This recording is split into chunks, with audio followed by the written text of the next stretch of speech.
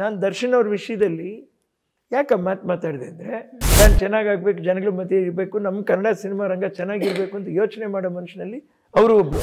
ನಾನು ದರ್ಶನ್ ಅವರಿಗೆ ನಾನು ಸಪೋರ್ಟ್ ಮಾಡಿದೆ. ಸುದೀಪ್ ಅವರು ಪಾಪ ಯಾವುದೋ ಪ್ರಶಸ್ತಿ ಬೇಡ ಅಂತ ತಿರಸ್ಕರಿಸಿದ್ರು ಅಂತಂತ ಹೇಳಿದರು.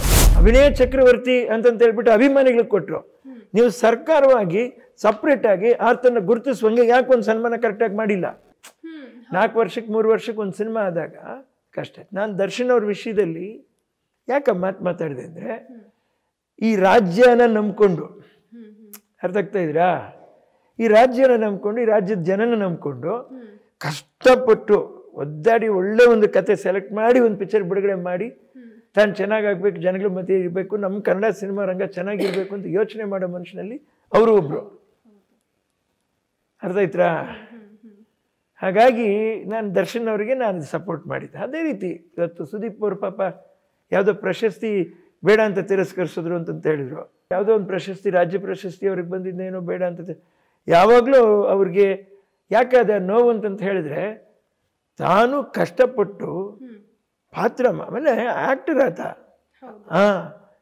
ಅಭಿನಯ ಚಕ್ರವರ್ತಿ ಅಂತಂತ ಹೇಳ್ಬಿಟ್ಟು ಅಭಿಮಾನಿಗಳಿಗೆ ಕೊಟ್ಟರು.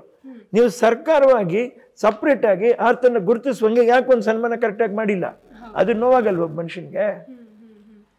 ನೋವಾಗಲ್ವಾ? ಮತ್ತೆ ಅಷ್ಟು ಚಿತ್ರರಂಗಕ್ಕೋಸ್ಕರ ಅಷ್ಟು ಕೊಡ್ತಿದ್ದಾರೆ ಆದ್ರೂ ಬಟ್ ಅನ್ಸುತ್ತೆ ಸರ್, ಕಳೆದ ನೀವು ನೋಡಿದಂತಹ ಚಿತ್ರರಂಗಕ್ಕೂ ಈಗ ಇರುವಂತಹ ಚಿತ್ರರಂಗಕ್ಕೂ ಏನು ಡಿಫ್ರೆನ್ಸ್ ಇದೆ?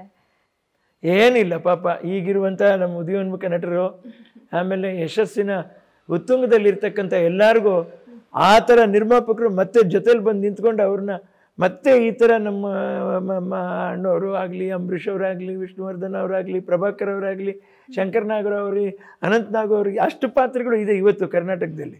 ಆ ಮುಂದಿನ ತಲೆಗೆ ಬೇಕಾಗಿರೋಂಥ ಒಳ್ಳೆ ನಿರ್ಮಾಪಕರೆಲ್ಲ ಬಂದು ಒಂದು ಸಾಂಸಾರಿಕ ಚಿತ್ರ, ಒಂದು ಅದೇ ರೆಬಲ್ ಆಗುವಂಥ ಸಿನಿಮಾ ಎಲ್ಲ ಆಲ್ ಟೈಪ್ ಮಾಡುವಂಥ ಇದು ಮತ್ತೆ ಆ ವಾತಾವರಣ ಸೃಷ್ಟಿಯಾಗಲಿ, ಮತ್ತೆ ಒಂದು ಹೊಸ ಕನ್ನಡ ಚಿತ್ರ. ಈಗಿನ ಕನ್ನಡ ಸಿನಿಮಾಗಳು ನೋಡಿದಾಗ ನಿಮ್ಗೆ ಯಾವ ರೀತಿ ಅನ್ಸುತ್ತೆ ಸರ್? ನೀವು ಚೆನ್ನಾಗಿ ಮಾಡ್ತಾರ್ರಿ ಪಾಪ.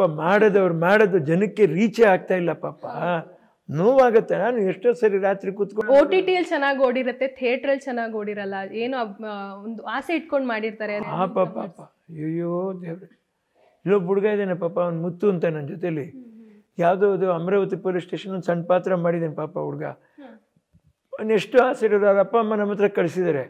ನಾನು ಸಿನಿಮಾ ಹುಚ್ಚಿಟ್ಕೊಂಬೇಡುವೋ ಅಂತ ಅವನಿಗೆ ವ್ಯವಸಾಯ ತೋರಿಸೋದು, ಅಲ್ಲಿ ಬ್ಯಾಂಕಲ್ಲಿ ದುಡ್ಡು ಹಾಕೋ, ಬಡ್ಡಿ ತೊಗೊಂಡು ಚೆನ್ನಾಗಿರೋ, ನಿಮ್ಮ ತೋಟನ ಕ್ಲೀನಾಗಿ ನೋಡ್ಕೋ, ಲೇಔಟ್ ಇದ್ದರೆ ಒಂದು ಸೈಟ್ ಡೆವಲಪ್ ಮಾಡು, ಇಲ್ಲ ಒಂದು ಸೈಟ್ ಸೇಲ್ ಮಾಡಿ ಇನ್ನೊಂದು ಸೈಟ್ ಡೆವಲಪ್ ಮಾಡು, ಆ ಥರ ತಲೆ ಬರಬೇಕು ಕಣ ನಿನಗೆ ಎಲ್ಲ ಹೇಳ್ತೀನಿ ನಾನು ಪಾಪ ಹುಡುಗರಿಗೆ. ಯಾಕಂದರೆ ವಿನೋದ್ ರಾಜ್ ಜೊತೆಲಿ ಬಂದರು ಹಾಳಾಗೋದ್ರು ಅಂದರೆ ನಮಗೆ ಅದು ದೊಡ್ಡ ಹಿಂಸೆ ಅದು.